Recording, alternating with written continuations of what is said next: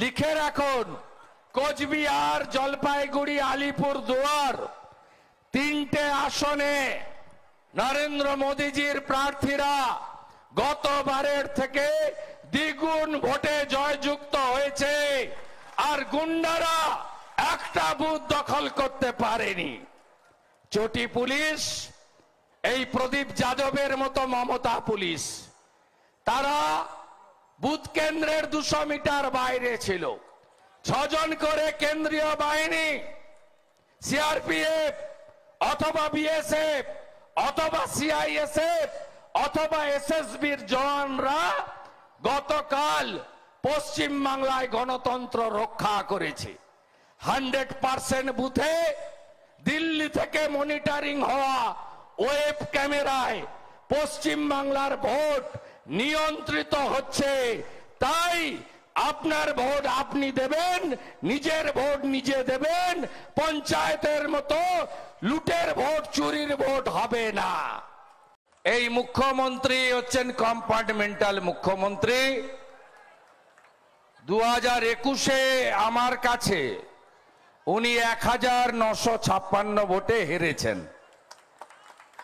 একটা হেরো নেত্রী গাজল আর এনায়েতপুরে মিথ্যা কথা বলার জন্য এসেছেন, আর যিনি ওকে হারিয়েছেন তিনি অমৃতির এই পবিত্র মাটিতে পদ্মফুল ফোটানোর আবেদন নিয়ে এসেছেন।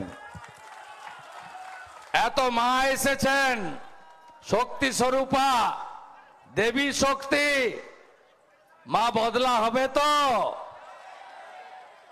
লক্ষ্মীর ভান্ডার কেউ কাটতে পারবে না। বিজেপিকে আনুন না, 1000 নয় 3000 দেব, 3000 দেব, নাম দেব অন্নপূর্ণা ভান্ডার। বিরোধী দল নেতা বলছে 2,28,00,000 লোকের প্রতিনিধি। ভরসা বিশ্বাস আছে তো? আছে তো? মাননীয় প্রার্থী গোটা ভারত চেনে।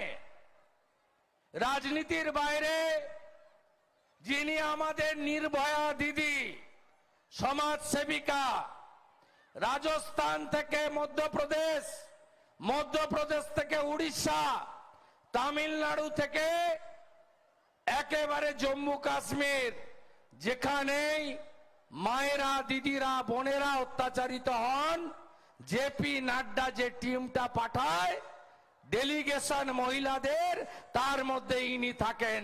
ইনার নাম হলো শ্রীমতী শিরূপা মিত্র চৌধুরী।